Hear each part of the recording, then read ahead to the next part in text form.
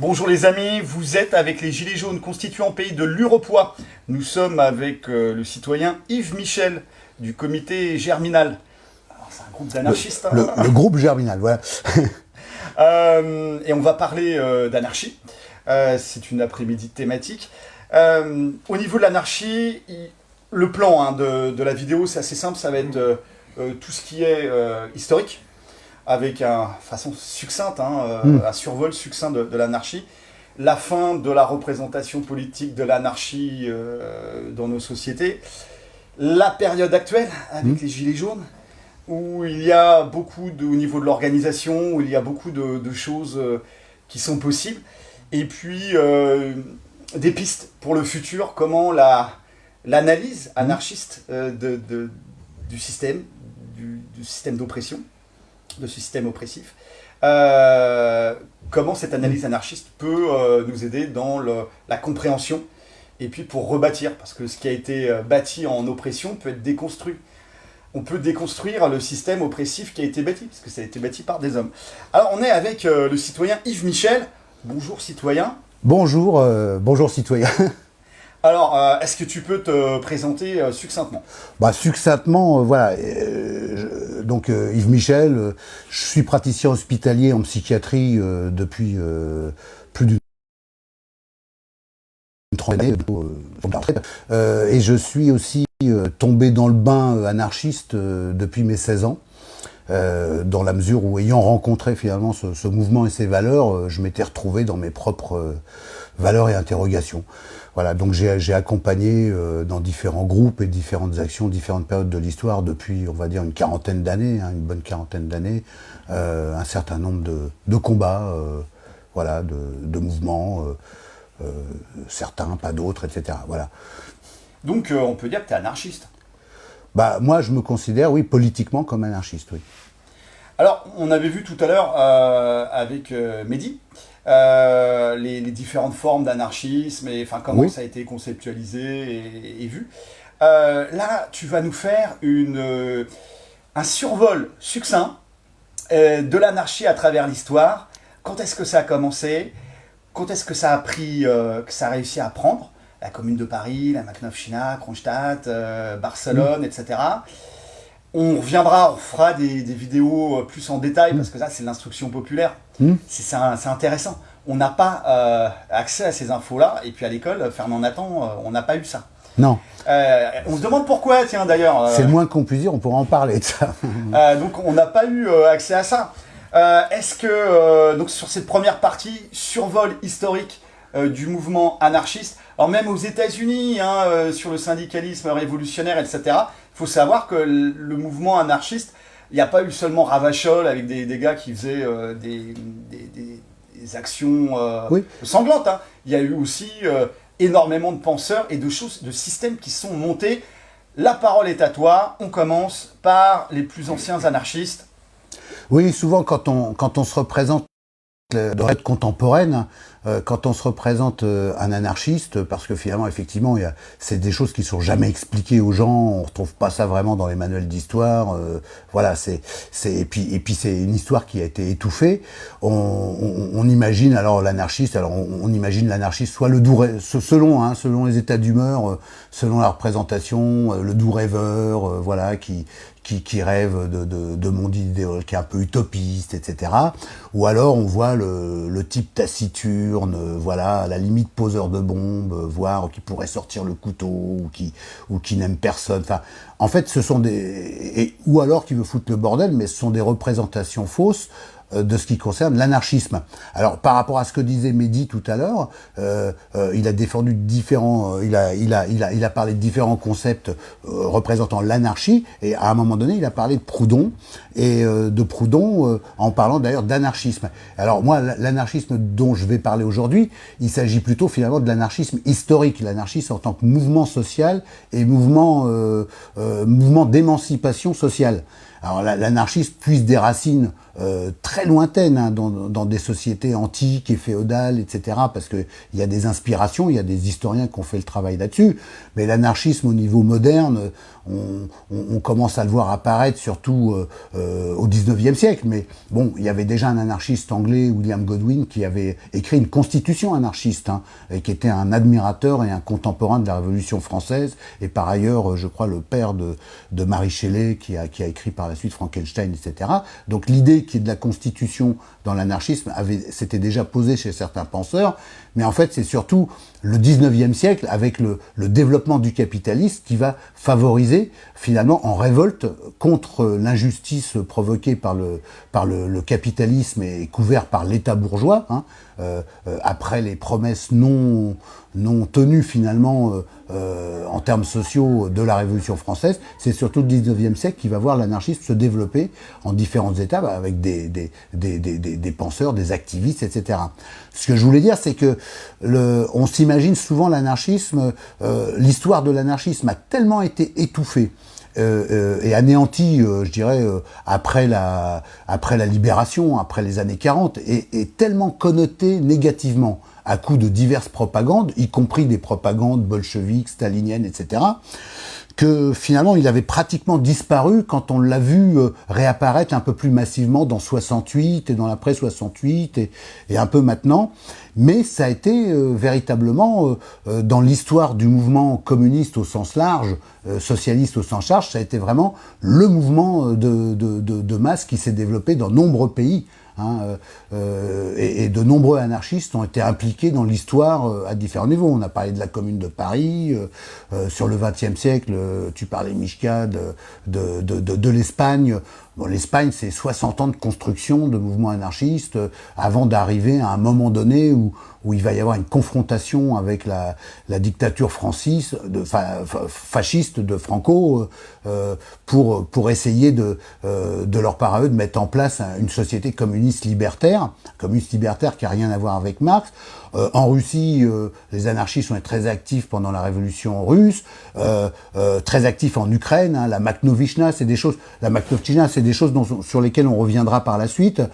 Kronstadt aussi, qui a été une commune avec beaucoup d'anarchistes qui participaient, qui a été écrasée par le pouvoir bolchevique, d'ailleurs quasiment la même semaine où le pouvoir bolchevique célébrait la Commune de Paris, c'était en 1921, en mars 1921.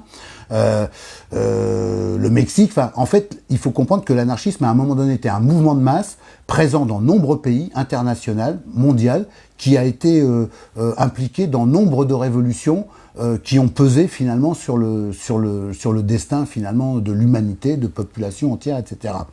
Que ce soit en Russie, aux États-Unis d'Amérique, c'est un des mouvements anarchistes les plus puissants, mais qui a été réduit à néant avant l'entrée réduit à néant par la répression, hein, avant l'entrée en guerre des États-Unis d'Amérique en 1918, quoi, hein, 1917-1918, toute cette période-là.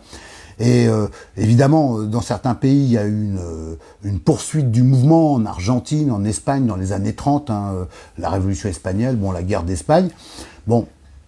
Et en fait, c'était un mouvement de masse, alors que souvent, la mémoire historique concernant l'anarchisme le représente finalement, on n'en parle pas, comme si c'était une honte. On veut avoir oublié finalement que de tels mouvements ont pu exister à un moment donné. Il y avait des maquis anarchistes en Espagne jusqu'à quelle date ? À la fin des années 50, début des années 60, c'est-à-dire que Franco n'a jamais complètement éradiqué la résistance anarchiste à son pouvoir. Il y a eu des va-et-vient dans les Pyrénées entre la France et l'Espagne. Il y avait des combattants. C'est-à-dire que l'anarchisme en Espagne, c'était un mouvement de masse. Au moment de la guerre civile espagnole qui a été déclenchée par Franco et qui a obligé finalement les anarchistes à se poser en défenseurs de la République, alors que le coup d'État de Franco essayait de prévenir finalement quelque chose que prévoyaient les anarchistes, c'est-à-dire une insurrection communiste libertaire, j'insiste libertaire, parce que on n'est pas dans le même communisme que le bolchevisme, là. La grosse différence, c'est le centralisme démocratique. Oui, c'est ça. Oui, 60 ans d'anarchisme en Espagne, c'est 60 ans de préparation à la reprise en main de l'outil de production et la reprise en main des communes par les travailleurs, par les paysans, par les hommes, les femmes, etc., les gens du peuple. Les coopératives de salariés associés, c'est ça? Oui, enfin c'était plus que ça, quoi. C'était des collectivités paysannes dans les campagnes, et puis la gestion directe des entreprises et des grands services dans les grandes villes. Là où ils ont pu le mettre en pratique. Alors, c'est-à-dire que ce que prévoyaient de faire les anarchistes et que Franco a contrebalancé en faisant son coup d'État, obligeant les anarchistes à se replier en défense de la République et donc à faire des alliances qui n'ont pas forcément été heureuses pour le devenir, en fait, a fait que dans les territoires de l'Espagne qui n'avaient pas été vaincus à J1 ou J2 par Franco, parce que les gens n'étaient pas assez armés ou pas assez organisés, mais ils étaient néanmoins présents dans ces villes, comme à Séville, etc., et bien fait que finalement, il y a à peu près 10 millions de personnes qui ont mis en pratique pendant un an ou deux, jusqu'à la contre-révolution interne stalinienne, et bourgeoise d'ailleurs, qui était associée à l'intérieur même du camp républicain, ont mis en pratique effectivement la gestion directe, l'autogestion, pour faire plus contemporain, de la production, de la distribution, et puis de la vie communautaire et dans les villages, etc. Tout en menant de front et le travail et la guerre contre le franquisme, et en étant pilonné par derrière par le développement du stalinisme et aussi évidemment la non-intervention des pays soi-disant démocratiques comme la France du Front populaire et l'Angleterre, voilà. Et en Italie, ça s'est passé comment? Mais en Italie, il n'y a pas eu de mouvement de cette ampleur, mais tu faisais référence à quelque chose de... je disais que, parce que Malatesta, on parlera de lui à la fin, on dira une phrase de lui, mais disons qu'en Italie, Mussolini, bon, il y a eu toutes les grèves. Au décours de la Première Guerre mondiale, alors en Allemagne, la commune de Bavière, les spartakistes, la commune de Bavière avec Eric Mussam, il y a eu des tentatives de soulèvement anarchiste des communes, etc. Il y a eu aussi en Italie, avec les mouvements des conseils, etc., mais qui ont été vaincus. Et à la suite de ça, on accouche du fascisme en Italie. Et ce que je veux dire, oui, Mussolini n'a jamais complètement vaincu en fait les anarchistes en Italie. Il en a fait liquider un certain nombre, mais un certain nombre, il a été obligé de les mettre en résidence surveillée. Dans la région de Carrare, même pendant le règne de Mussolini, le maire fasciste de la ville était régulièrement enlevé par des maquisards qui le recouvraient de goudron et de plumes pour se moquer du pouvoir. C'est-à-dire qu'il y avait des régions qui ne contrôlaient pas véritablement. Il y avait des maquis pendant toute la durée. Bon, en Allemagne, très intéressant, il y a un livre qui existe sur le sujet. Alors ça ne concerne pas directement les anarchistes, mais par solidarité, bien sûr, les grèves ouvrières. Bon, il y a un livre, là je ne peux pas en parler, mais j'aimerais bien le lire et le récupérer, mais un copain m'en a parlé. Il y a eu, pendant toute la durée du pouvoir d'Hitler, des grèves qui ont continué en Allemagne. On me signale une grève dans des mines, etc., où du coup ils ont envoyé les SS pour réprimer les SS. Les SS sont jamais remontés, quoi. Vous voyez, donc même pendant la période de pouvoir de nazi, il y a toujours eu de la résistance ouvrière contre finalement la domination d'État et la domination, même si c'était évidemment plus réduit. Alors, les seuls pays où c'est la Russie ou... Oui, alors les seuls pays, et en Amérique, alors tous les mouvements anarchistes du monde entier ont été férocement réprimés. L'organisation Interpol, elle s'est créée spécifiquement contre le mouvement anarchiste. Voilà. Si ça avait été une bande de doux rêveurs ou de types taciturnes qui n'aiment personne, on n'aurait pas eu besoin de mettre tout ça à Interpol. Donc plein de choses qui se sont montées contre le mouvement anarchiste, et le silence et la censure, etc., se prouve en fait finalement plus les archives maintenant et ce qu'on connaît, de l'impact énorme du mouvement anarchiste jusque dans les années 30, 40, 45 à la libération, etc. Du fait que ce fut vraiment un mouvement de masse, et dans certains endroits du monde, un mouvement de masse qui était bien supérieur au mouvement communiste ou socialiste plus classique, etc. C'est des anarchistes qui ont introduit les idées du socialisme, de l'égalité sociale et de l'équité sociale en Chine. Il y a eu aussi dans les années, je voudrais pas me tromper parce que je me perds un peu sur les dates, mais on était dans les années 20, on en reparle, il y a un bouquin qui vient de reprendre là-dessus. Il y a eu aussi une zone anarchiste en Mandchourie de paysans qui a existé en gestion directe pendant quelques années avant d'être réduite à néant par les Japonais et les Staliniens du Nord.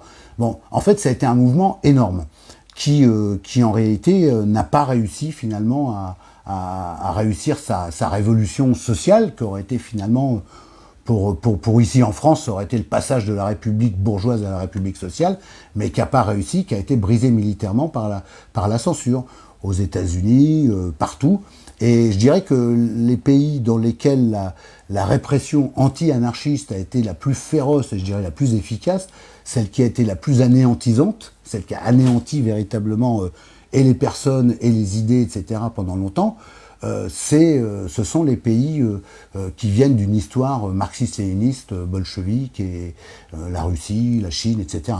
Alors, Bakounine, d'ailleurs, disait lui-même à Marx à l'époque que si un jour son système s'appliquait dans des pays, par exemple, alors comme il disait ça au 19e siècle, alors qu'on ne savait rien de l'histoire qu'elle allait à venir, ça fait un peu prophétie, mais il n'y a rien de surnaturel dans l'histoire. C'était un exemple sociologique il disait si ça s'applique un jour dans ces pays, ce sera la pire dictature. C'était un peu leur opposition bien qu'il adhérait quand même il acceptait l'analyse économique du capitalisme de Marx. De l'époque, ça n'avait rien à voir. C'était le Marx politique et le Marx économiste. C'était pas la même chose. Mais alors tout ça a disparu. Après la Deuxième Guerre mondiale, on n'entend plus parler d'anarchisme. Quand on parle d'anarchie, c'est toujours un personnage. Si vous lisez Zola, Germinal, vous avez Souvarine, on parle, voilà, c'est un personnage, on n'en parle pas, les anarchistes, c'est les gens, ils viennent foutre la merde à la fin des manifs. Moi, c'est comme ça que j'ai entendu parler d'eux de la première fois. C'est ceux qui viennent foutre la merde à la fin des manifs, bon, etc. On n'en parlait plus, alors que finalement, des anarchistes ont continué d'œuvrer et d'avoir multiples influences en interaction. Gary Snyder, près de la Beat Generation aux États-Unis, ce courant littéraire, Louis Lecoing, qui venait de l'anarcho-syndicalisme, qui a beaucoup lutté contre le militarisme et la paix, c'est celui dont la grève de la faim a poussé De Gaulle à créer le statut d'objecteur de conscience, qui a ensuite été un peu tripatouillé par Debray. Mais bon, ça c'est une autre histoire. Beaucoup d'anarchistes espagnols exilés dans différents pays qui avaient connu la révolution en Espagne ont essaimé et étaient très en avant sur des œuvres sociales. En France, dans le planning familial, il y avait des anarchistes espagnols, etc. C'est-à-dire que les anarchistes ont toujours continué à œuvrer pendant toutes ces années, entre 45, 50, 60, jusqu'à... On continue à œuvrer. Bien sûr, ça a été réactivé en 68 parce que c'est redevenu, entre guillemets, à la mode. Pas forcément toujours dans l'après 68 sous une bonne lecture, c'était matinée de gauchisme, etc. Bon, ce serait tout un sujet à part entière pour en parler, parce que je pense qu'il y a une critique à faire de cette période-là, par rapport au libéralisme, par rapport finalement à la notion de libéraux-libertaires. Oui, ce côté où finalement le côté constituant, loi, nécessité d'écrire finalement quand même des règles pour garantir une intendance, si on veut établir la justice, l'égalité sociale et la liberté, l'abolition des classes sociales en quelque sorte, il faut quand même constituer ça, écrire ça. Et c'est vrai que c'était pas le fort des gens dans les années 70, et il y avait plutôt l'idée de la transgression permanente. Bon. Mais alors transgresser la transgression, parce qu'actuellement ceux qui étaient transgressifs à l'époque de 68, ils sont arrivés au pouvoir, ils sont devenus les laquais de l'oligarchie financière. Et là, il s'agit de transgresser leur transgression, puisque la loi ne veut plus rien dire, la Constitution, elle est changée, Sarkozy la modifie pour le crime de haute trahison, ils votent des lois au milieu de la nuit, ils sont 60, enfin bon, ils transgressent leur propre loi. Donc quand la loi devient transgressive et quand on transgresse la transgression, finalement on arrive à rétablir la loi civilisationnelle. C'est ça. C'est-à-dire que, en fait, quand on voit le mouvement anarchiste de l'histoire, si on se replonge, on s'aperçoit que finalement, des textes constitutionnels, des textes, des accords de congrès, ça passe beaucoup quand même par le texte, les accords, un certain fonctionnement finalement passant par une démocratie directe, par un fédéralisme, par un mode de fonctionnement, et donc l'attachement quand même à la création de principes collectifs et à leur respect est quand même très présent dans le mouvement. On s'aperçoit qu'après, finalement, dans les années 70, à la limite, finalement, tout ce qui est posé comme ça doit être transgressé de principe. Mais pour moi, ça c'est pas ça l'anarchiste. Bon, je parle en mon propre nom, hein, je suis même pas mandaté par le groupe Germinal, etc. pour parler, ou par la CNT, ou par quelconque groupe. Je parle en mon nom. Mais alors, ce qu'on voit, si tu veux, sur la transgression, c'est que moi, c'est un sujet qui m'a. C'est pour ça que je m'engage personnellement. Avec d'autres, c'est un sujet qui m'a quand même peu intéressant. Je me suis dit, ce qui manque finalement pour réussir une révolution, c'est l'attachement à des principes et à des valeurs, à une éthique, mais qui puisse être positionnée comme la loi, une loi de l'humanité, c'est-à-dire on ne doit une loi civilisationnelle, pas de viol, pas de meurtre, pas de domination de l'homme sur l'homme ou de l'homme sur la femme ou de l'homme sur la nature. Repositionner la loi, finalement, même par rapport aux lois des religions, etc. Surtout parce qu'on était un peu quand même positionné par rapport à ça aussi. Et c'est la loi des églises, en fait. Enfin, la loi des et donc ce côté-là, repositionner la loi pour pouvoir constituer quelque chose qui soit révolutionnaire. Elle me dit, les mouvements révolutionnaires ou d'insurrection qui font pas ce travail-là sont voués de toute façon à l'échec parce que la nature a horreur du vide et il faut de toute façon poser des règles. L'histoire du mouvement anarchiste... Excuse-moi, mais c'est dingue. Oui. L'anarchie... oui. T'es anarchiste, tu me dis, mais il faut des règles. Alors que d'habitude, d'après Fernand Nathan et la fausse éducation nationale, l'anarchie, c'est l'absence de règles. Oui. Et là, tu nous dis qu'il faut des règles. Ouais. Alors, en fait, je dirais parce que l'humain est ce qu'il est, en fait. Parce que l'humain est ce qu'il est. C'est-à-dire que nous, on n'est pas... Bakounine disait, en parlant de Rousseau, qu'il était le père du despotisme moderne. Pourquoi ? Et il disait que c'était... parce qu'en fait, il avait une vision idéalisée de l'être humain. Et donc, sur la vision idéalisée de l'être humain, il pouvait construire une utopie. Une utopie où, si l'humain était libéré, finalement, des contraintes de la société, de la nature... Enfin, je résume, hein, c'est très réducteur, hein, ce que je dis là. Mais grosso modo, le rousseauisme qui a beaucoup imprégné la gauche et quand même, etc. C'était un truc, qui était quand même, qui partait sur le fait, l'homme est bon par nature, donc c'est la société qui le corrompt. Dans Bakounine et dans les anarchistes, de l'ancienne époque, c'est pas ça du tout. Je veux dire, l'homme est corruptible. Quand je parle de l'homme, c'est l'être humain. Tous les possibles sont possibles chez l'être humain. Donc, de toute façon, à un moment donné, et le pire, voilà. Et donc, pour le pire, il faut pouvoir poser les bases du meilleur. Mandat impératif et révocatoire ? Par exemple, mandat impératif et révocatoire. Actuellement, dans les élections, le système, quand on vote, on fait des chèques en blanc. On vote pour quelqu'un en lui faisant confiance sur un mandat, sur un programme même. C'est même pas sur un mandat précis, c'est sur un programme. Et puis lui, il peut tourner tout ça en dérision. Bon, il y aura la sanction 4 ans ou 5 ans après, mais voilà, c'est pas quelque chose qui a une efficacité. C'est pas le pouvoir du peuple. Le pouvoir du peuple, c'est de nommer des gens qui se pensent être les responsables, être responsables de quelque chose, qui veulent pas le pouvoir, qui veulent exercer une mission, par exemple coordonner une mission, coordonner quelque chose. On peut avoir besoin à un moment donné de quelqu'un qui dit je me charge de cette mission, je coordonne, je vais trouver les gens avec qui je vais bosser, tout ça. Je m'adresse à l'Assemblée Générale, par exemple, pour dire je me sens capable de faire ça, ou alors on s'est adressé à moi parce que les gens sont venus me chercher parce qu'ils pensaient que je pouvais le faire, etc. Puis je vais essayer de faire ça. Là-dessus, si je commence à partir sur de l'abus de pouvoir, que je sors de ma mission en quelque sorte, voire que dans les faits je me montre incapable, j'ai pas les compétences à la hauteur de la... Tout ça doit être discuté. Je dois pouvoir être évoqué, etc.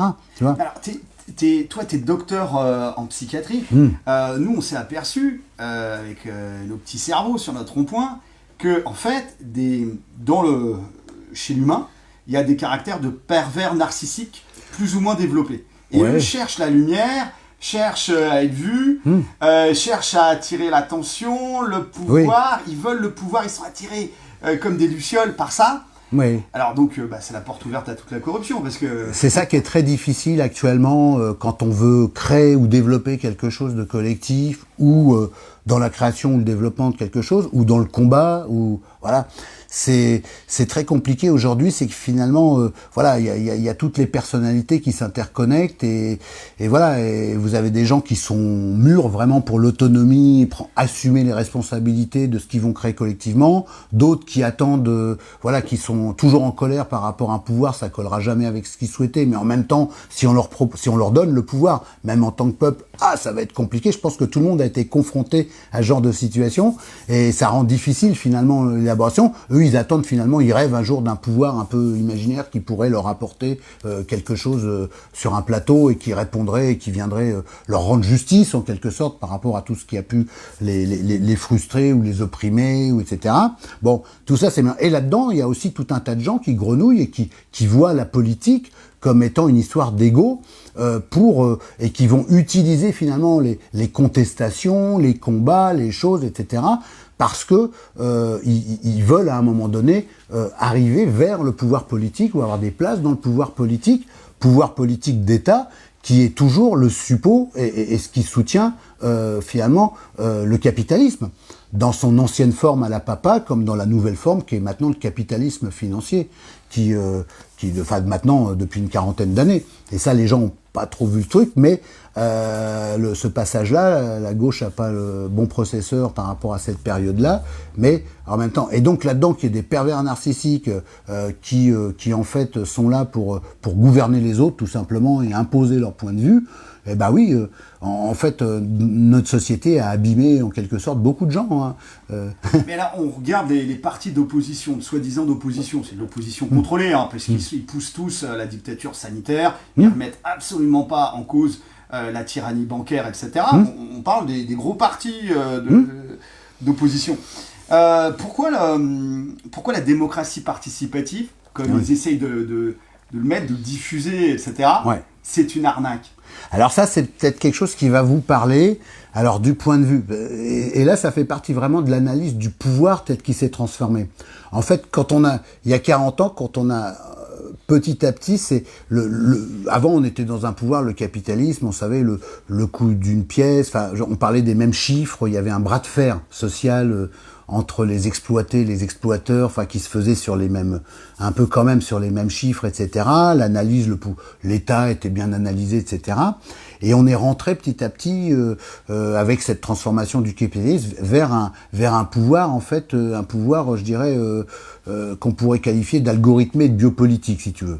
Et ce pouvoir-là, cette façon d'organiser, c'est la gouvernance, hein. Je pense que ça peut parler à beaucoup de gens parce que ceux qui bossent dans le privé ou qui soient dans le public, quel que soit moi je connais l'hôpital public, hein, mais ou que ce soit même par adhésion dans des partis politiques, en fait on s'aperçoit qu'on a désormais une espèce de pouvoir vertical où finalement les choses sont déjà décidées par l'avance, mais que par ailleurs en bas on va pousser les gens à créer des groupes, à parler. Kadhafi en Libye faisait très bien ça. D'ailleurs, c'est comme ça qu'il espionnait sa population. Il y avait des comités populaires partout, et on disait c'est de la commune, c'est tout ça. Mais en réalité, c'était une façon de savoir ce que tout le monde pensait. Mais ça, c'est une autre histoire. Mais en tout cas, on est dans et la démocratie participative, c'est une sorte de succédané en fait de démocratie directe. Où on dit que les gens peuvent venir siéger à des conseils. Vous vous rappelez, de toute façon, même Macron l'a fait au moment des Gilets jaunes. Il a essayé de réunir des gens dans les mairies, tout ça. Il y a eu des choses comme ça. Vous pouvez exprimer vos opinions, vous exprimer le pouvoir. Donc, on fait bosser les gens sur des choses à la base. Et il y a des gens qui bossent là-dessus. Ils développent des projets. À la finale, de toute façon, une grande partie des choses, des idées qu'ils auront pu produire, surtout si c'est des idées qui pouvaient déranger ou qui concernaient des choses sur lesquelles le pouvoir a décidé qu'il ne toucherait pas, hein, des rapports de domination, des rapports de ces réformes, sont reprises après finalement par le pouvoir sous forme de réforme. Au pire, vous pouvez avoir votre nom à la fin, vous avez servi de caution à quelque chose que vous n'avez pas vous-même pensé, et vous êtes ainsi gouverné, quoi. C'est le nouveau mode de gouvernance. Tous les pouvoirs maintenant fonctionnent comme ça. Toutes les entreprises, les grandes entreprises, hein, les publiques, privées, et les grands partis politiques, hein, des grands, que ce soit de la France insoumise au Rassemblement national, bien sûr la République en marche, etc. C'est des modes d'organisation. On fait travailler les militants à construire quelque chose que de toute façon leur sera confisqué et leur parole sera escamotée parce que les choses sont décidées. Et on met en avant ce côté participatif. On dit voilà, alors vous savez, il y avait cette phrase là, je participe, tu participes, il participe, etc. À la fin, il profite. En fait, c'est ça. Donc on a un peu quand même utilisé et instrumentalisé les idées d'autonomie, d'autogestion, etc. pour les intégrer dans un modèle dominant qui est maintenant la règle. Et tous les hiérarques qui se retrouvent dans ces modèles dominants, et même dans les ONG, hein, c'est des modèles administratifs, en fait, où on administre finalement les gens, tous se reconnaissent les uns les autres. Hein. Je pourrais même dire, même dans le syndicalisme dit réformiste, etc., c'est comme ça. Donc on est dans des modèles de gouvernance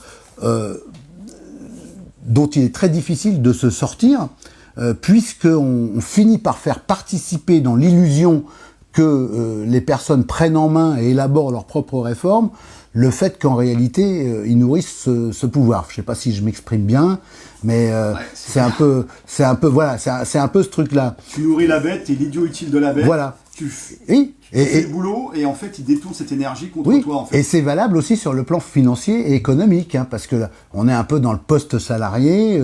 Le fait d'imaginer que quelqu'un puisse se faire virer de sa boîte, devenir entrepreneur, puis travailler avec la boîte où il était embauché avant, mais en assumant toutes les charges qu'il n'avait pas avant, etc., ça fait penser à ça. C'est-à-dire qu'on te rend responsable de ta propre... En te disant, mais voilà. Et on te rend responsable moralement aussi. Hein, c'est-à-dire qu'on te rend responsable en disant, tu auras la responsabilité juridique. C'est-à-dire que si ça va mal et qu'il y a des problèmes, c'est toi qui assumeras. C'est pas nous, la hiérarchie, qui auront mis en place cette problématique qui assumeront. Nous, on se protège sur le plan des... Alors, voilà. J'ai encore une question. Malatesta et les Gilets jaunes. Oui. Ton analyse par rapport à la citation de Malatesta. Oui, c'est italien, anarchiste italien, oui. sous résidence surveillée par Mussolini, qui avait peur de le faire liquider, en fait. Alors, faudra pas qu'on oublie la question sur la légalité et la loi, si tu veux, dans le renversement de la transgression. Mais enfin, Malatesta et les Gilets jaunes, Malatesta n'a pas été Gilet jaune puisqu'il était évidemment mort depuis longtemps au moment des Gilets jaunes. Mais Malatesta, il était en résidence surveillée du temps de Mussolini, hein, parce que je pense même Mussolini lui-même avait eu peur sans doute de le faire exécuter ou ne l'avait pas fait parce que vous savez, le père de Mussolini était un militant anarchiste aussi, donc il y a une histoire un peu de famille, il y a eu l'histoire du mouvement socialiste, c'est compliqué, il y a eu la guerre de 14-18, tout ça, mais c'est juste sur cette phrase que je ne pourrais pas reproduire mot à mot, parce que d'abord, premièrement, je l'ai lu en français, c'était pas la traduction italienne, et je dis pas l'italien, mais c'est simplement l'idée. Et en fait, il avait voulu, dans un texte qui est difficilement trouvable, on lui avait posé la question, c'est à votre avis, qu'est-ce qui a posé les bases du développement du mouvement anarchiste? Alors lui, il connaissait finalement, il remontait à cette histoire du 19e siècle, du 10e, la Grande Révolution française, tout ce qui est venu après. Et il disait, en fait, le mouvement anarchiste a été rendu possible pour 3 raisons. Parce que, pour 3 raisons, et ça s'est appuyé sur 3 choses complémentaires. 1, il fallait que donc des hommes, des femmes se sentent dans le climat social dans lequel ils étaient contraints de vivre, le climat social, politique, économique, complètement étouffé, complètement restreint, ne pouvant pas s'exprimer.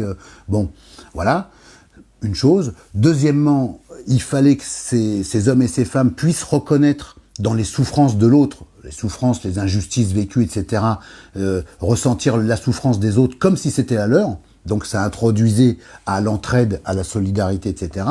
Troisièmement, que finalement les causes et je dirais pas dans le pourquoi, mais dans le comment, tu vois, les causes, c'est-à-dire comment ces choses s'étaient mises en place, et le climat social, politique, économique, qui faisait que finalement des gens souffraient, d'autres étaient opprimés, ou les deux à la fois, etc., n'était pas d'une nature, je dirais, surnaturelle, ou même naturelle, c'était pas, c'était pas comme ça avait toujours été comme ça, mais était quand même quelque chose qui était le fruit de l'action et de l'organisation d'autres êtres humains, etc., qui tiraient profit de la domination, et qu'à partir du moment où c'était construit, ça pouvait se déconstruire aussi. Il n'y a pas de fatalité. Il n'y a pas de fatalité. C'est-à-dire, ce qui a été le système oppressif actuel, où tout en haut, il y a l'oligarchie financière qui raquette tout le monde, etc., ça a été construit par des hommes. Oui, bien sûr. Ça a mis beaucoup de temps, hein, mais ça s'est construit. Par des hommes. Oui, Donc, oui. ce qui a été construit par des hommes peut être déconstruit, voilà. Et c'est ça ce qui tranche quand on reprend par rapport à ce que Kropotkin a appelé la grande révolution, parce qu'il parlait de la révolution française, et puis qui intéressait aussi ce constitutionnaliste anarchiste Godwin qu'il y avait en Angleterre. Bon, c'était que finalement, au moment de la révolution française, c'était finalement le pouvoir de droit divin qui avait été aboli. On avait aboli le pouvoir de droit divin, bon, ça s'est mal terminé pour Louis XVI après, etc. Bon, mais c'est un autre débat, et on peut mais en même temps, voilà. Et à partir de ce moment-là, ça veut dire que avant, le pouvoir était toujours légitimé par quelque chose de surnaturel. C'est-à-dire qu'il y avait des forces extranaturelles supérieures qui vous disait, bon bah voilà, le monde est comme ça parce qu'il doit être comme ça, et il est sacré comme ça, etc. Après, ça a été mis à bas, et après, bon, ça a été la bourgeoisie, donc la République sociale s'est arrêtée là, ça a été la République bourgeoise, et on est encore là-dedans. Et en fait, après, on a commencé, voilà, à analyser le pouvoir, à analyser les circuits économiques, le capitalisme qui s'est développé, tout ça. Et on se rend compte que tout ça, c'était des rouages, oui, effectivement, complètement humains. C'est-à-dire qu'on n'est pas, il n'y a pas de, même si ces gens qui nous gouvernent, surtout avec maintenant cette volonté là de vie éternelle, là, tous ces trucs transhumanistes, tous ces trucs-là, on a l'impression que ça y est, ils veulent se prendre eux-mêmes pour des dieux incarnés, éternels. On voit que eux se prennent pour des dieux, hein. Mais en même temps, non. c'est des humains, et donc tout ça peut être déconstruit, et on peut tout reconstruire. Et effectivement, ce qu'il y avait de très nouveau, je dirais, intéressant et très nouveau dans l'irruption finalement du mouvement des Gilets, parce que je parle d'une irruption, quoi, l'irruption du mouvement des Gilets jaunes, c'est le fait que finalement tout un tas de gens qui avaient été brisés, ou qui risquaient de l'être, en tout cas qui sentaient, et qui pouvaient même avoir auparavant la corde autour du cou, la corde autour du cou, tu vois, qui pouvaient avoir même avant des intérêts, ils se seraient pas croisés, ils se seraient pas parlé, ils seraient pas, voilà, se sont retrouvés finalement, qui étaient en fait des gens qui étaient finalement les perdants de l'ancien monde, qui étaient en train d'être écrasés par le nouveau monde que Macron essaye d'incarner, donc capitalisme financier sur l'ancien capitalisme, nouveau pouvoir algorithmique dont je t'ai parlé, transgression du sacré finalement, des lois de l'humanité les plus élémentaires, hein, destruction des liens sociaux. Donc c'est pour ça qu'il y a nécessité de faire de la loi. Tous ces trucs-là qui se mettaient en place, là, bah, finalement, après des années et des années de défaite finalement du mouvement social plus classique, syndical, etc., en partie aussi par ses compromissions, mais aussi parce que le mouvement financier était puissant, les deux, hein. C'est-à-dire parce que là-dedans il y a quand même des militants, des gens qui se sont battus vraiment. Donc on peut pas les jeter. Enfin, je veux dire, moi j'aime pas jeter le bébé avec l'eau du bain, quoi. C'est-à-dire que en même temps, ce que je critique, c'est surtout des structurations, des pouvoirs, etc. Là-dedans, il y a des gens qui essayent de faire pour le mieux. Voilà. Mais en tout cas, le résultat, c'est qu'on a perdu énormément de droits sociaux. Bon, un an avant les Gilets jaunes, c'était la loi travail où on perdait beaucoup. Avant, c'était la loi Macron. Voilà. Et puis, mais ça date pas d'hier. Ça avait commencé, hein. On parle à l'hôpital public, hein, pas assez de lits, hein, ça a commencé depuis très longtemps. Moi, je l'ai vu évoluer, et même en le combattant, ça n'y a pas fait. Mais on n'était pas assez nombreux, pas assez forts pour ça, etc. Bon, toujours est-il que on est arrivé à un moment donné où des gens se sont retrouvés. Voilà, ils se sont retrouvés. Il y avait plus de syndicats, donc dans quelque chose qui ressemblait à quelque chose d'initial, hein, parce que dans l'histoire, la commune de Paris, enfin, si on est dans l'histoire de France, la commune de Paris, les communes, puis il y a eu des communes à Marseille, etc., qui ont été vaincues, voilà, mais la commune de Paris, bon, qui a été écrasée, massacrée, hein, quand même 20 000 morts, 30 000 morts, peut-être, massacrée par une soldatesque qui parlait même pas qui était prise dans les régions, on parlait que des patois ou du breton, etc., et puis on leur a dit c'est le diable, faut aller leur tirer dessus, etc., oui, il y aurait toute cette histoire à voir, ils ont été utilisés, voilà, pour écraser finalement cette tentative de constitution de république sociale, quoi. Après, à sa défaite, ça reprenait un peu l'histoire du mouvement anarchiste. Faut pas s'étonner. Bon, il y a eu une période où finalement les gens se sont dit, on va s'en prendre aux têtes couronnées, aux grands banquiers, etc. Toute la période des attentats anarchistes, c'est des gens qui passent à l'acte directement sur la tête. Et puis finalement, c'est le seul mouvement aussi qui s'est dit à un moment donné, oui, il y a des limites à ça. On n'ira pas plus loin avec ça. Il y a eu le syndicalisme révolutionnaire, l'anarcho-syndicalisme, et puis ça aboutit après, finalement, les mouvements socialistes, réformistes, voire révolutionnaires, un peu trop centralisateurs, si tu veux, on finit finalement par marginaliser, par tenter de marginaliser tout ce qui pouvait être anarcho, que ce soit syndicaliste ou communard, etc. Et ils ont fini par l'emporter. Mais je me suis un peu perdu, à vrai dire, parce que on était sur la loi civilisationnelle en fait. Ouais. Transgresser la transgression, rétablir la loi civilisationnelle. Oui. Pour un anarchiste. Oui, c'est assez surprenant. Oui, parce que justement, on s'imagine souvent qu'un anarchiste, déjà on dit un anarchiste parle d'organisation, gestion directe, auto-organisation. Alors, si on reste à la définition, donc pas dans les définitions de Mehdi, mais les définitions qu'on entendait, un anarchiste. On attend quoi. Ouais, c'est ça. Un anarchiste, ils sont contre tout. Les anarchistes, ils sont contre la loi. Les anarchistes, t'es contre la loi. Un anarchiste, il est contre toute organisation. Enfin, c'est cette idée-là qui a rien à voir avec l'anarchisme, parce qu'au contraire, l'anarchisme a toujours cherché à organiser et puis finalement à faire vivre des principes éthiques et à se révolter contre des choses qui lui semblaient pas éthiques. Et je trouve intéressant de travailler sur cette question de la loi fondamentale, c'est-à-dire dans la mesure où il est important qu'on puisse reconstruire une loi fondamentale éclairée d'un humanisme contemporain, mais éclairée des problèmes actuels. On sait les problèmes d'environnement, d'écologie. Donc, je trouve qu'il soit bien que dans la loi, que le meurtre soit proscrit, que le viol soit proscrit, que l'esclavage, que l'esclavage soit proscrit, par la dette, que l'esclavage par la dette soit proscrit, que l'exploitation de l'humain par l'humain soit proscrit, mais aussi que l'exploitation éhontée de l'humain sur la nature, c'est-à-dire l'anthropocentrisme, soit proscrite et revisitée, parce que là on va un peu à la catastrophe avec la planète qui nous héberge, et puis la domination de l'homme sur la femme. Après, et puis toutes ces choses-là, et puis aussi, toutes ces choses-là, mais on pourrait même rajouter donc le racisme, les trucs, le postcolonialisme, tout ça. Toutes ces choses-là font partie de quelque chose qui doit être positionné comme de la loi. Et en fait, j'aurais tendance à penser que tous les gens qui sont obligés aujourd'hui de se battre pour faire respecter les termes éthiques finalement de cette loi, qui correspond finalement à des droits de ne pas être crasé, des droits de ne pas être exploité, des droits de ne pas être violé, la dignité. Justice, bien commun. Dignité, justice, bien commun, ça s'appuie sur quelque chose qui doit, qui représente un principe, des principes éthiques fondamentaux, complémentaires, et qui pour moi représentent quelque chose de l'ordre de la loi.